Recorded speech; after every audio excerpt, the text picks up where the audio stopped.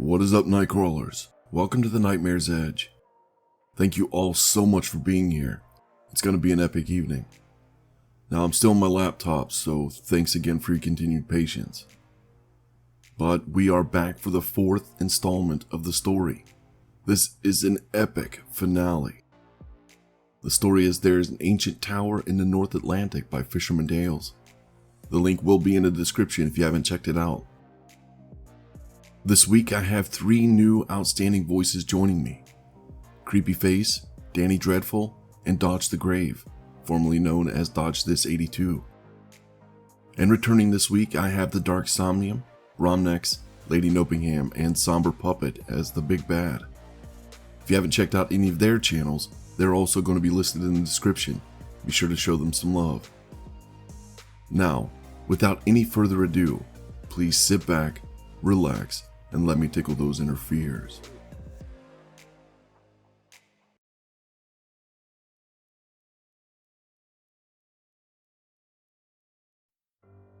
The blood around me began to ripple. Rising through the wet surface were dozens of heads, a slick crimson sheen over featureless faces, void of eyes, nose, and a mouth. They were human-shaped and nothing more. They swam slowly towards him, escorting me along the way. A pyramid of skulls protruded from the sea of blood. From the various orifices of each skull poured forth even more blood. The pyramid was capped off with the throne, which was itself made of bone. A large figure sat atop, his eyes like burning suns floating side by side in a vast space. An impenetrable blackness beneath a gray hood.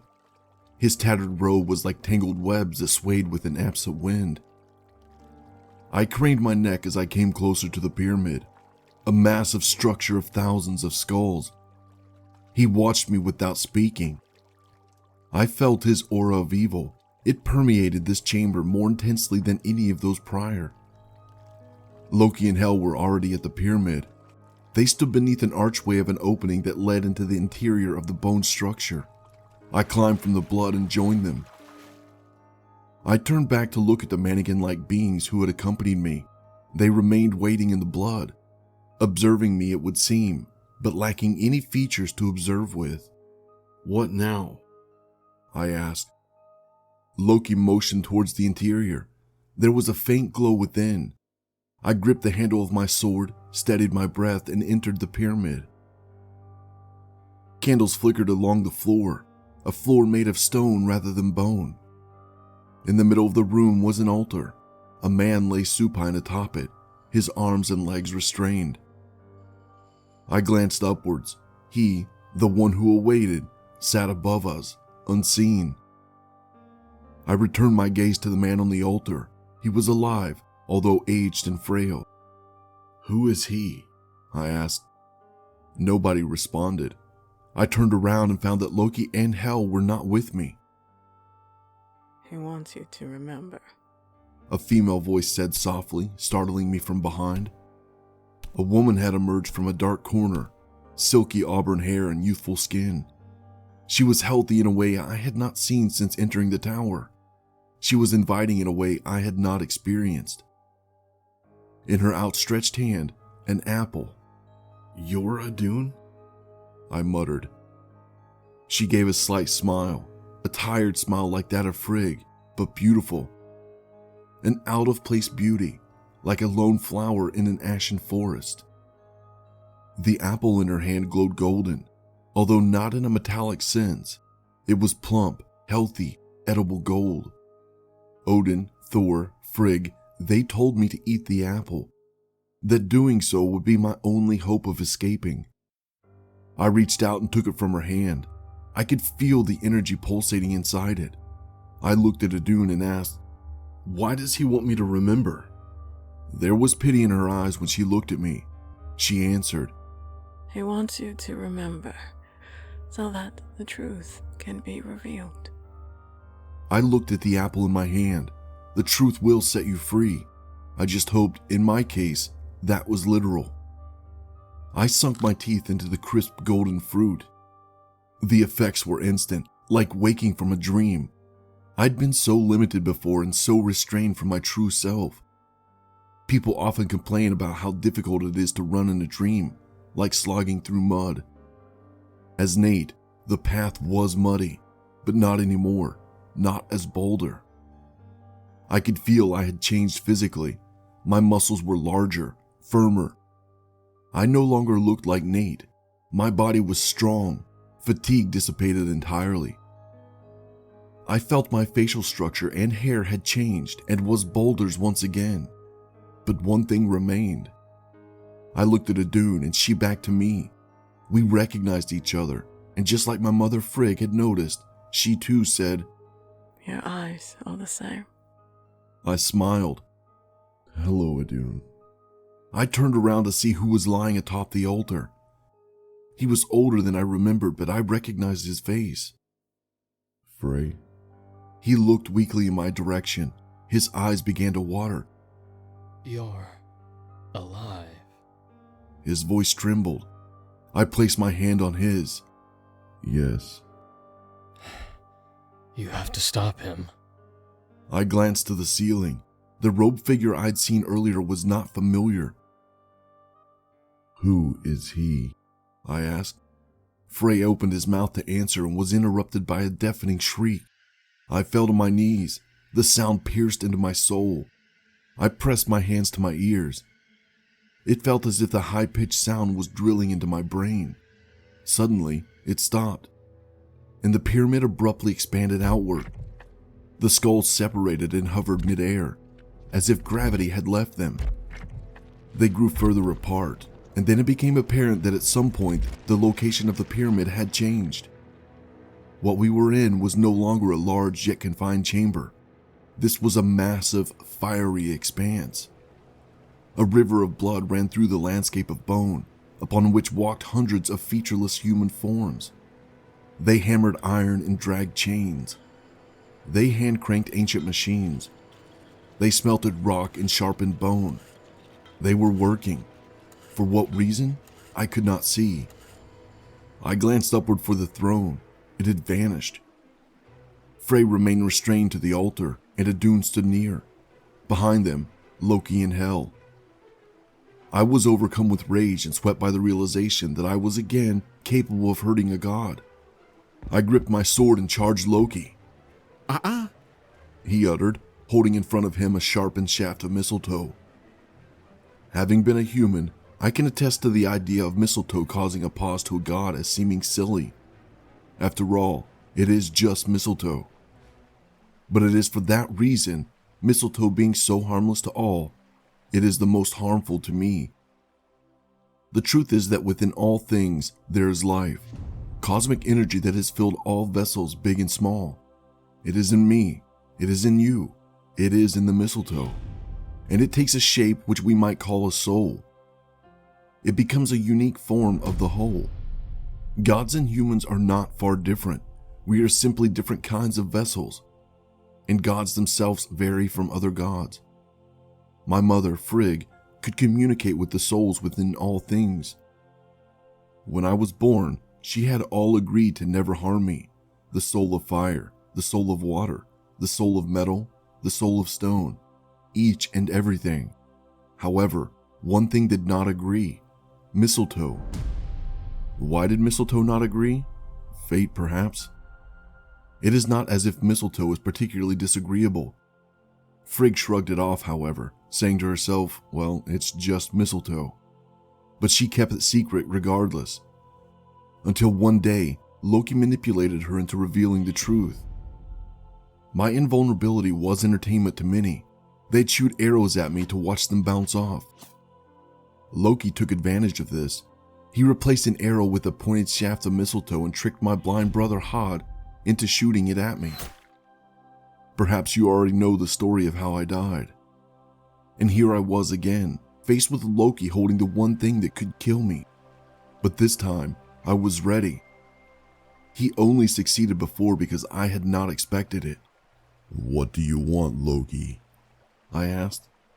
"Me?" He chuckled. "It was he who summoned you." He pointed past me.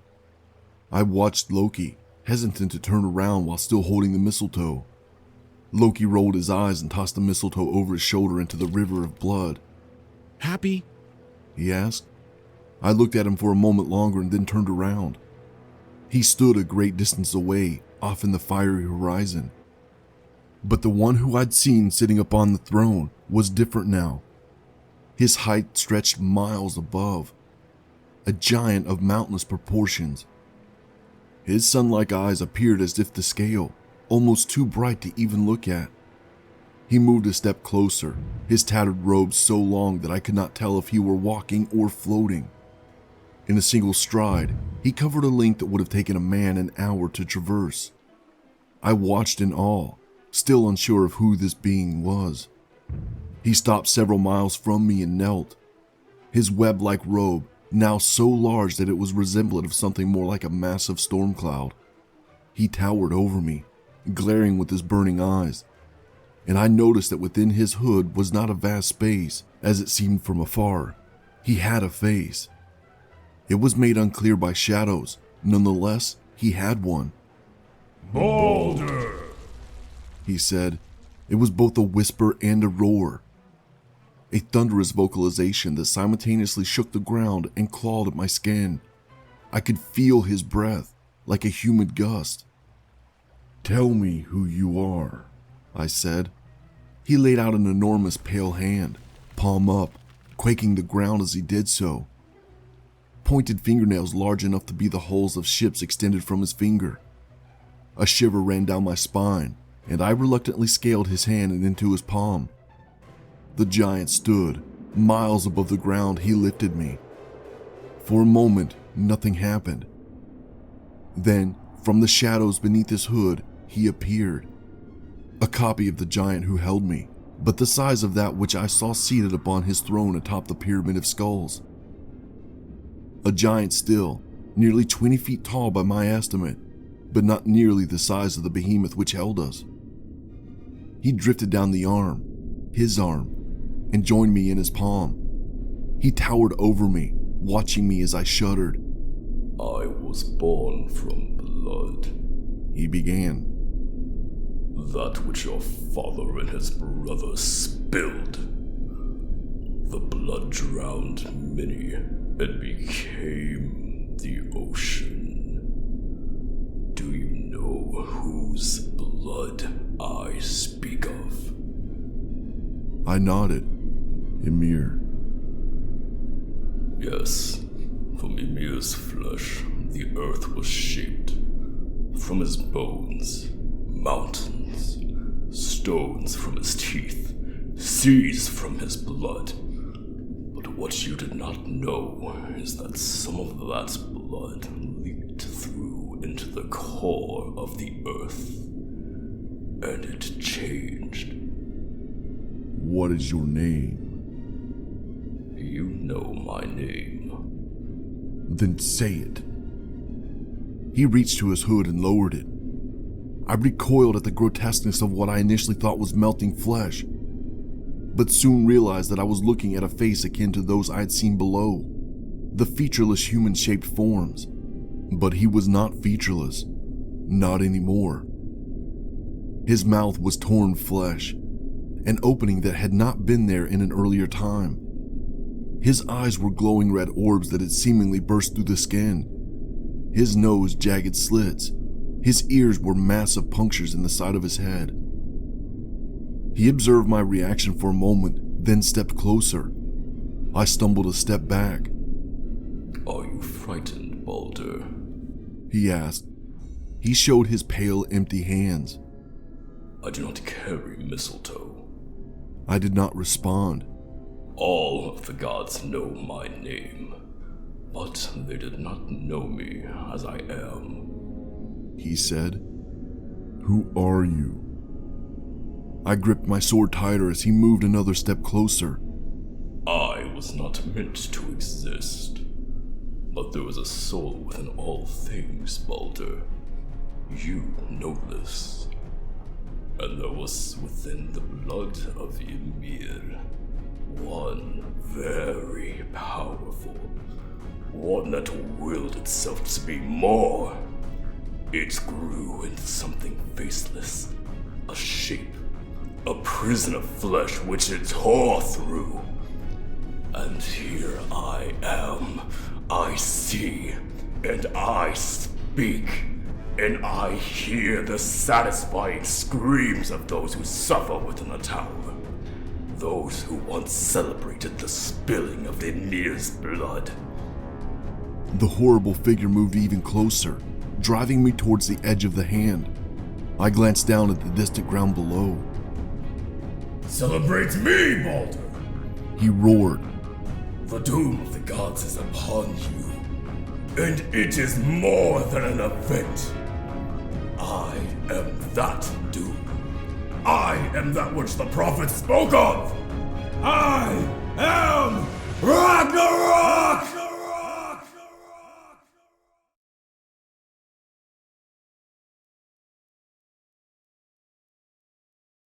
Before I died, I had nightmares, visions of my death.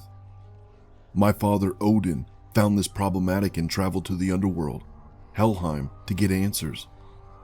Upon arriving, he discovered that they were expecting someone important, someone like a king. When he prodded for answers, he learned that it was me they were waiting for. Once he returned home, my father shared his findings with my mother, who subsequently convinced all things to promise to never harm me. Except mistletoe. My knowledge of Ragnarok came from what I had overheard from hushed conversations. After all, it was prophesied that my death would be what set it into motion. The others wanted to shield me from this. On the one hand, I wanted the prophets to be wrong. I didn't want to die. But on the other hand, if the prophets were incorrect, what use were they? But Ragnarok was real, not as an event, but as a living being. Something grotesque and evil. The blood of Ymir risen again, circulating within its realized flesh.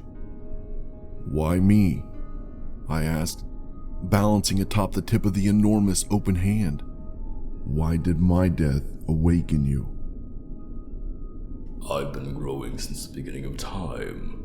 I flowed within the veins of Ymir and poured forth into a world built of that which I came from. I am all things. Do you not see? I am part of that which pledged an oath not to harm you. And then you died, Balder. The one god that might stand in my way was no longer. I understood then that my death was not a trigger to awaken Ragnarok, but rather the removal of an obstacle. And now I'm back, I said. Release them from the tower. Ragnarok laughed a harsh and disgusting cackle. You, Balder, are a prisoner like the others. A prison you entered willingly. My fist tightened around the handle of the sword, perfectly balanced in my hand. Look around you. He continued. This is the center of the earth. The sweltering core. Rivers of blood. Walls of flame. And seas of magma. He pointed past me. I reluctantly turned and saw something that made my heart falter and my blood chill. In the distance was the tower, slowly descending into the magma. I'd seen enough. I lifted my sword and cut a streak of glinting silver through the air. It halted abruptly with a metallic clang, blade against blade. Ragnarok was wielding a sword that had been hidden beneath his robe. I may not be able to kill you, he hissed, but I can make you suffer. Ragnarok glided backward and up the giant's arm, as if swept by a heavy gust, and disappeared into the blackness beneath the gargantuan hood. A nervous blink of a moment passed, and from the same void spilled forth hundreds of faceless demons, scrambling towards me like a cluster of frenzied spiders. They could not harm me, but they could overwhelm me. I felt my skin crawl, perhaps a reflection of that in front of me, and promptly raised the sword above my head and sliced downward into the giant's middle finger, upon which I stood, severing the massive digit. I rapidly plummeted alongside the amputated finger beneath a crimson shower and slammed upright into the shore of broken bone, the crashing finger shaking the ground behind. Loki and Hel shielded their eyes from the leftover plume of bone dust as I briskly stomped towards them. I seized Loki by the throat with my empty hand and dangled him above the ground. "You built the tower, did you?" I directed his gaze to the sinking tower. "Then you tell me how to get them out." I built it, Loki wheezed. but I do not control it.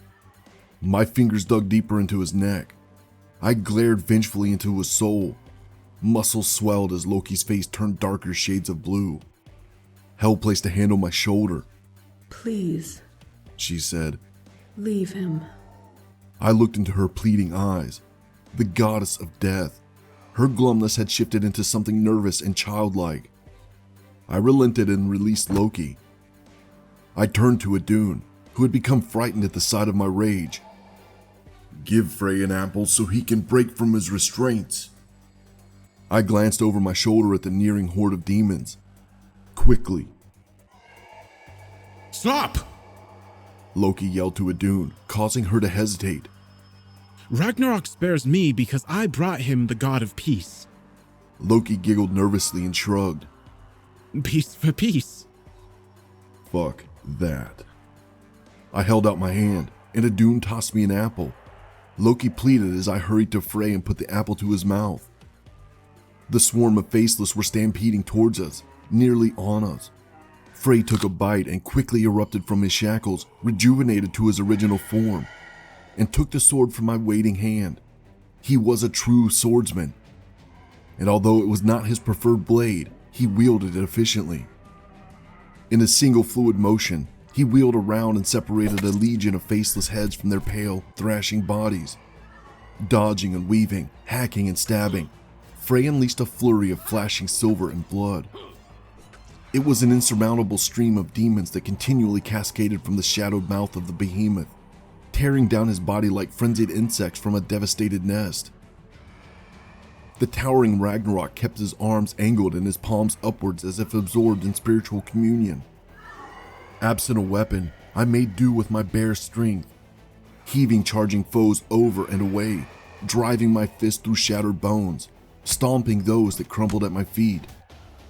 Idun quivered at our backs, shielding her basket of golden apples. A flicker of red and green passed my peripheral.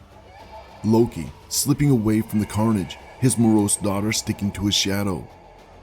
"We need to get to the tower," I shouted to Frey.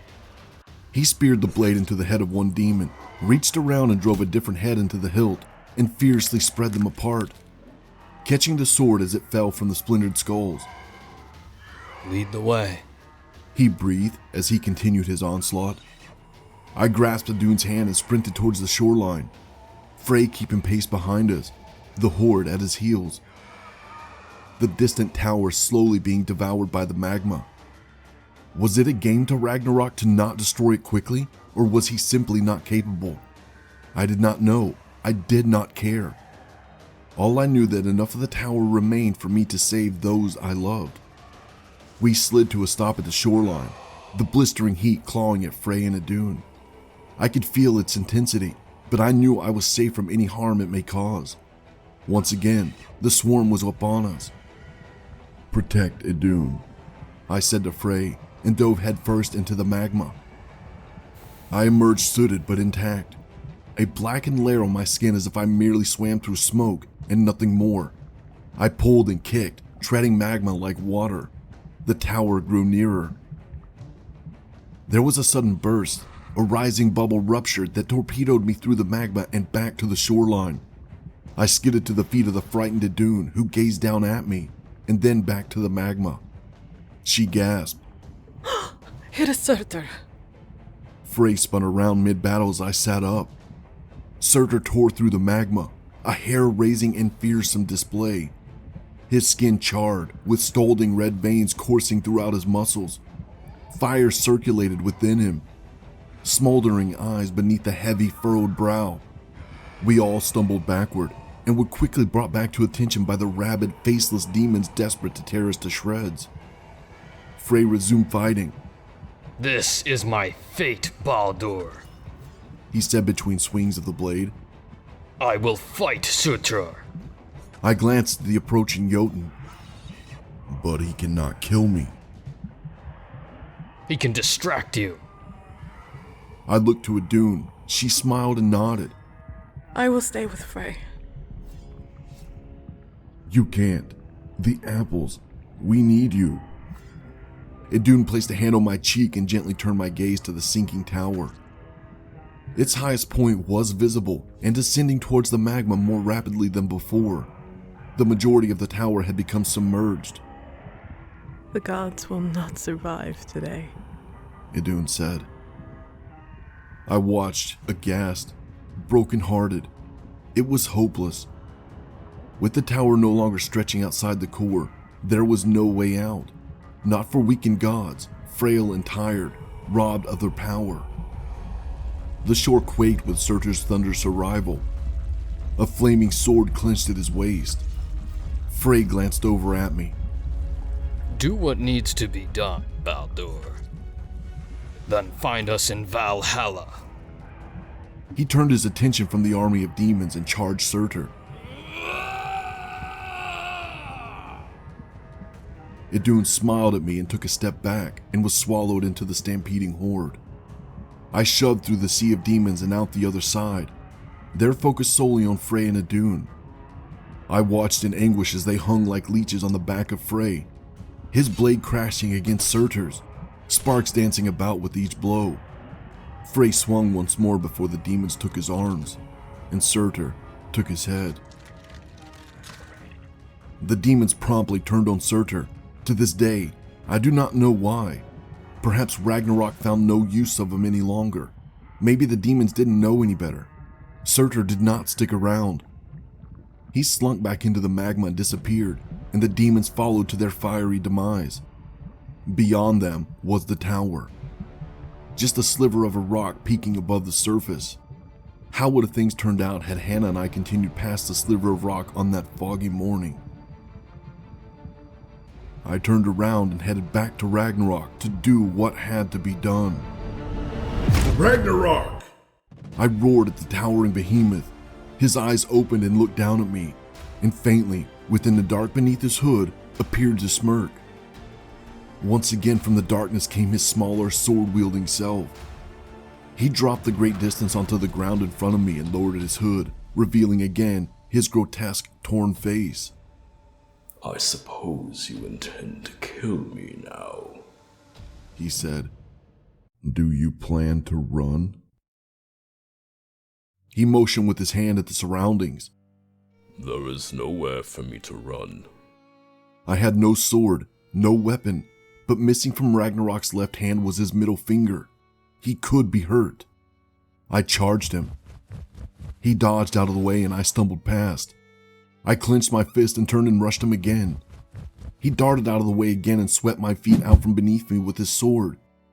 My back slammed against the bone-covered surface. I cannot kill you, Baldur. Ragnarok said, leaning over me. He poked my throat with the tip of his blade. Not with this. I slapped the blade out of the way and jumped to my feet and became startled by what awaited me. Standing off to Ragnarok's side was Loki, holding a spear fashioned from mistletoe. But I can kill you with mistletoe, leered Ragnarok. My stomach nodded. Loki, you bastard, I said through gritted teeth. Loki grinned and shrugged. Hel stood behind him, expressionless. Ragnarok held out his hand for Loki to give him the mistletoe. You will not be leaving Helheim this time, Baldur. Not as a god, or as a human. That's it, I thought. All of this just to die again. I failed to save the gods. I failed to return to Hannah. I failed. There was no doubt in my mind that Ragnarok would best me in combat, and ultimately, kill me. Yet there he stood, empty-handed. Loki, he hissed. Hand over the mistletoe. Loki eyed him for a moment, prodding the tip of the spear with his finger. What an honor it was to build the tower for you, Ragnarok. To see the surprise in the eyes of gods who believed you nothing more than a passing event, to watch them suffer and then meet their demise in a sea of fire. Oh, what a delight it has been. Loki snickered. But you have forgotten something, Ragnarok. Loki stopped toying with the spear and looked Ragnarok square in his fire-like eyes. I am the trickster god. Loki tossed the spear towards me and immediately wrapped his arms around Ragnarok. I kicked off the bone-covered ground and lunged for the spear. In a blink, I had snagged it from the air and thrust the sharpened tip towards Ragnarok. His grotesque face distorted into a look of utter betrayal.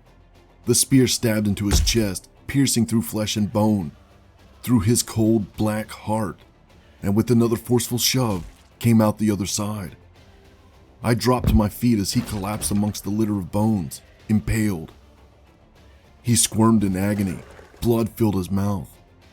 I crossed over to him and knelt, stared into his red eyes, dwindling suns. He looked back at me and tried to speak, but could only gurgle the pool of blood rising inside his torn mouth. I leaned closer and whispered, I can kill you with mistletoe too. His body went still.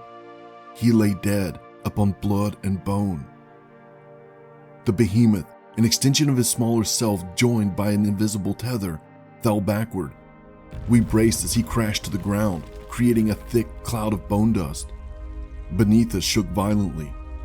The giant quickly began to melt away and decay into gore, and then water. Blood of a mirror. Several quiet moments passed, no sound but the distant sizzling magma. I stared at the one the prophets referred to as the doom of the gods, and they were right. My father, mother, and brothers, all dead. For those who died in battle, Valhalla awaits. For the others, Helheim. It was later that I learned that as the tower sunk into the core, the gates opened. Thor fought his final battle with Jormungandr, the serpent, in the water-filled chamber. Odin faced Fenrir, the wolf. Neither were victorious in battle, but getting to Valhalla is its own kind of victory. There were, of course, prophecies relating to Ragnarok which were unfulfilled. Perhaps they are not so accurate after all. Or maybe the tower was designed to change fate. Those who weave fate, Urd, Verdandi, and Skuld, bathed in blood in the chamber beneath the blind man. He was, in a way, the gatekeeper, the first face I saw when I entered the tower. What happens when fate dies? The blind man had not always been that way. In fact, as a god, he had the most remarkable eyesight of all. It was prophesied that during the events of Ragnarok, Heimdall and Loki would battle each other and kill each other. They would die side by side. That was the prophecy. That was Loki and Heimdall's fate. But as the tower was swallowed by fire, the Norns died. Fate died, and then lastly, Heimdall. I looked to Loki and nodded. A thank you, as much as one as I could give, and he nodded back. I peered up at the insurmountable height above, a distant ceiling of flame, and muttered, I'm sorry, Hannah. Why are you sorry? Asked Hel. As a human, I was curious and stubborn, but I still loved her. Your curiosity and stubbornness was the god in you. I turned to Hel, and for the first time, she smiled. You can be with her again, she said. How? I asked. I had figured myself permanently imprisoned in the sweltering core. If you travel to Helheim, I will release you, this time as you are. How can I travel there from here? Hel looked to Ragnarok's corpse, the spear in particular. You must die once again. I tensed as I remembered the first time. The stabbing pain, the cold, the dark, followed by years of forgetfulness. I thought a moment and said, Okay. But I must warn you, said Hel. Time passes more quickly while in Helheim. Then you must release me quickly. Hel nodded to Loki, who promptly yanked a spear from Ragnarok's corpse and stepped towards me. He looked at me, his expression, sorrow? Do it, I said, and for the second time, I died.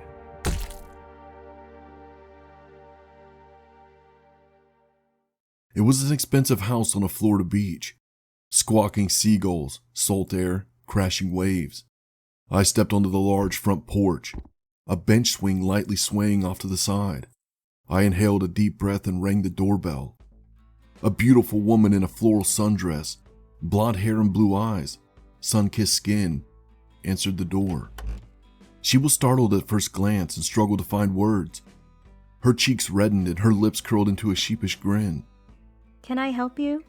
She finally asked. I had stopped along the way and found something formal to wear, not overly fancy.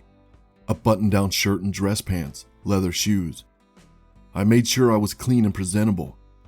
I nabbed a gift bag along the way, a small present inside. Is Hannah home? The attractive young woman was confused by this. Yeah, and you are? A friend. Right, a friend. I smiled. A family member of Nate's. At the mention of Nate, her expression changed. She became saddened, apologetic. Oh, wow. Okay, come on in. I followed her into the foyer. Shoes of various sizes sat on the floor along the wall. Let me go get her, she said. Thank you. She hurried down the hall and rounded the corner into a separate room. A door slid open, letting in a symphony of beach noises. People, waves, birds. A moment passed and there was a patter of bare feet on wood. The young woman leaned into the hall. Come on, she said, waving me towards her with a welcoming smile. I joined her and stepped to the open sliding glass door. She pointed towards the beach. She's sitting in that chair over there. I smiled and said, thank you. Parked in the sand just off the immaculate back deck, facing the water, were two brightly colored Adirondack chairs, one blue, one green. A straw hat peaked just above the green chair. I crossed over to the chairs. Mind if I join you? I asked the sun hat. An older woman in her 80s turned to face me. She had a broad, friendly smile. Please, she said, motioning to the blue Adirondack, still smiling. What's your name? I hadn't thought of a name to use. Balder, I said, deciding it wouldn't make a difference. Her smile drooped a bit as I could see she was playing my name over in her head. That's an interesting name. I think I've heard it before. I'm sure you have. Well, I'm Hannah. I smiled. I know. She looked at me for a moment and said, My granddaughter says you're related to my first husband. I nodded. Yes. Her lip began to tremble, and her eyes started to water while she still tried to maintain her warm smile. I'm sorry. She apologized and dabbed her eyes with the towel she was sitting on. It's okay, I said, tears beginning to swell in my own eyes. I lost him 56 years ago. She began. That tower. Oh, you won't believe me. Nobody ever does. I'll believe you. She looked at me for a moment and continued. He went into a tower we found while sailing in the North Atlantic. I tried for hours to get in and get to him, but I couldn't. I just kept pounding and pounding against it, yelling his name. I wasn't going to leave until he came out, but then it started to sink. She glanced at me again, looking for clues that I wasn't buying into the story. I contacted the Coast Guard. Anyone who would listen. Nobody ever found anything. I picked up a shell off the sand and rubbed it between my fingers. I'm sorry. Oh, her voice quivered. I'm sure that was long before you were born. Nothing you could have done. Probably not much anyone could have done back in 1965, to be fair. Technology just wasn't as good as it is now. I nodded and leaned back in the chair.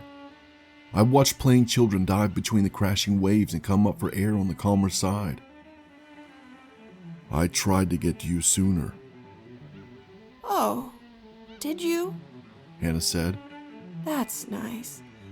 And how are you related to Nate again? I swallowed and looked back at her. Just a cousin. Hannah smiled and turned to the ocean. I never met any of his cousins. Two small boys sprinted from the water towards us, kicking up sand behind them. Nana! Nana! They hollered and plopped their wet bodies into her lap. You're getting water on me. She shrieked and wrapped them in a towel. She tickled them through the fabric and the three of them burst into laughter. Nana, how funny, I thought, as if it were fate. What's that? One of the boys asked, pointing at the gift bag sitting on the sand beside me. Oh, just a gift. For me? Hannah asked, surprised. I looked at her for a moment. Her grandkids, the ocean. She had continued without Nate all those years ago, remarried, and had children and built a life worth living. She was happy. She was loved. No, I lied. It's for someone else, Oh, said Hannah. well, I hope they like it. I gave a smile and a nod and stood. I should get going. It's been a pleasure, Hannah. Leaving already?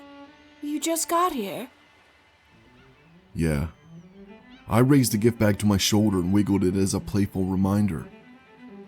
All right. Don't want to keep them waiting. She gently took my hand and held it between both of hers, tender and appreciative. I hope to see you again one day, That would be nice, Balder. she responded, her face aglow with delight. She studied me an extra moment beneath the warm midday sun. The waves were beginning to calm and lap tranquilly against the shore. A soft smile formed on her aged face, and she said, I can tell that you're related to Nate.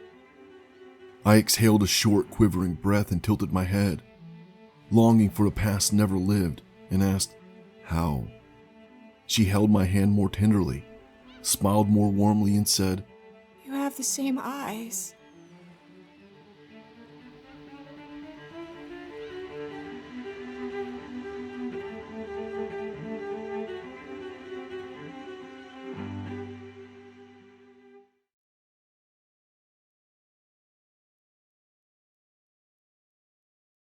Thank you all once again for being here. This story was so effing epic. Want to say again thank you to the Dark Somnium, RomNex, Creepyface, Danie Dreadful, Dodge the Grave, and SomberPuppet for joining me in this amazing last part. Also, I wanted to give a special shout out to Lady Nopeingham. 1, for joining me. 2, she did all the amazing thumbnails for every part of the story, including the compilation. She was also a sounding board while I was creating this, and a continued source of encouragement.